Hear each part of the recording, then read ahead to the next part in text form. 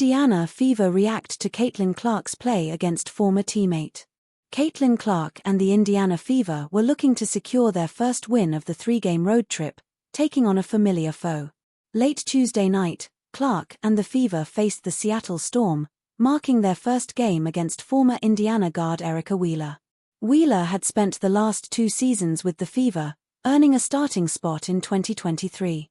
However, after averaging 9.9 points, she took a backseat upon Clark's arrival in 2024.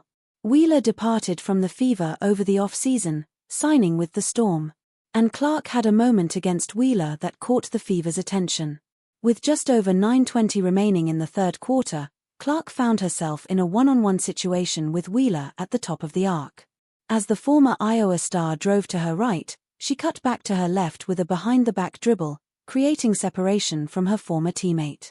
Clark ended up getting an open lane to the basket, hitting an easy layup to increase Indiana's lead to 8. This marked just Clark's 4th point of the night. After the play, the Fever took to social media to share the highlight clip, sending a subtle message about Wheeler in the process. Caitlin Clark Wheelin and Dearlin to start Q3, the Indiana Fever wrote on X. Wheeler began her first season in Seattle coming off the bench but was recently replaced Alicia Clark in the starting lineup due to her strong play.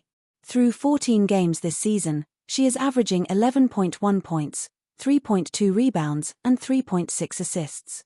Following the Storm clash, Clark and the Fever will head back to Indianapolis to host the Los Angeles Sparks in their next game on Thursday. Caitlin Clark's WNBA arrival puts women's basketball on cusp of Matilda's moment. Just under 2 years ago, something magical took place in Australia's sporting landscape. With Australia hosting the FIFA Women's World Cup for the first time in the tournament's history, the Matildas got within 2 wins of improbably bringing the trophy home.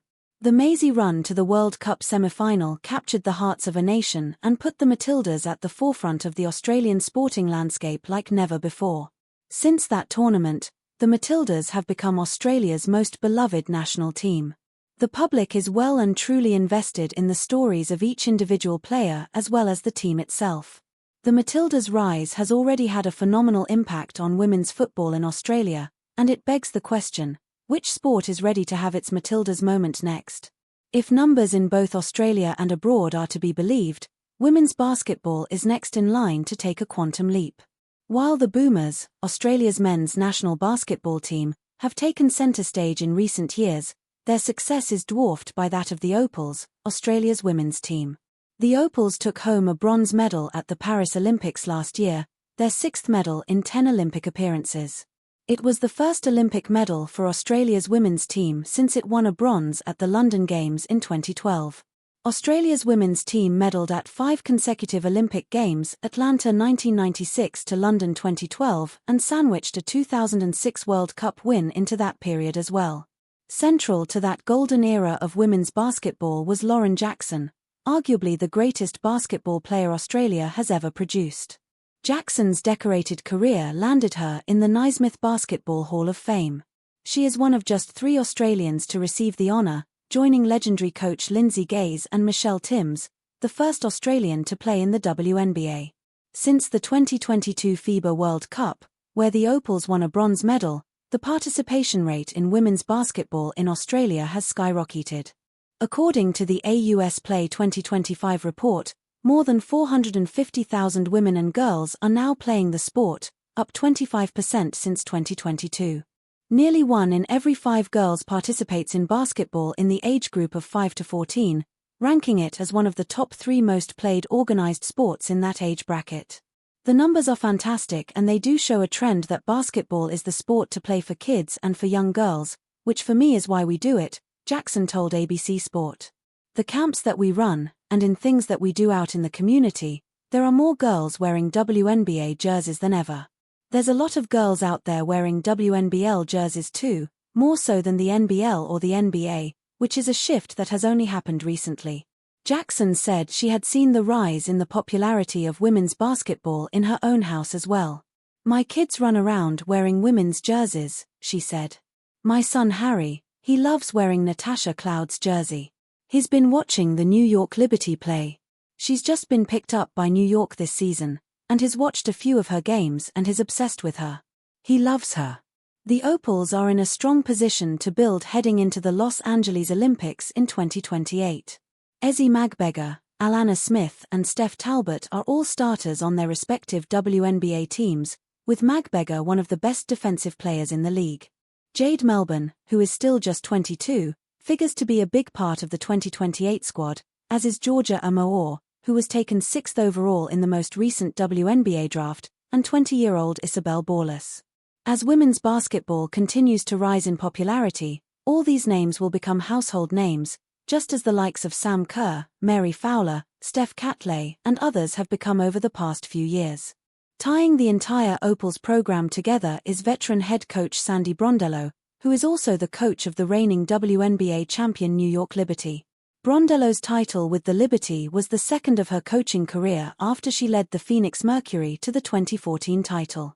Only Van Chancellor, Cheryl Reeve and Bill Laimbeer have won more WNBA titles as a head coach. Caitlin Clark's arrival takes WNBA interest to unprecedented levels. Brondello's second title coincided with the rookie season of Caitlin Clark, whose arrival has shot the WNBA into an entirely different stratosphere. Clark isn't the first great player to grace the league by any means.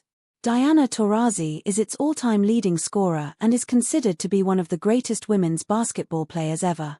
Other names to grace the league include icons such as Sue Bird, Candace Parker, Lisa Leslie and Jackson, who was named the WNBA MVP on 3 separate occasions. AJA Wilson, the league's reigning MVP, has also won the award 3 separate times and is stacking together one hell of a resume. At 28, she already has 2 titles to her name and has made 6 All-Star appearances and is also a 2-time Defensive Player of the Year. However, none of these stars were able to vault the WNBA into the mainstream quite like Clark. Clark's impact on women's basketball began in her final 2 college seasons at the University of Iowa. The 2023 National Championship game in the NCAA tournament pitted Clark's Iowa team against Angel Reese's LSU, a match that set the women's basketball viewership record of 9.9 million viewers. Clark's 3,951 points across 139 games for Iowa is the record for an NCAA Division I player, men's or women's. She also broke a record set by Stephen Curry and Darius McGee for the most three-pointers made in a single season by any Division I player during her college career. Clark's arrival in the WNBA has seen attendance skyrocket. Her Indiana Fever averaged 4,066 spectators per home game in 2023, the year prior to her arrival, and rose to a league-leading 17,035 in her rookie season.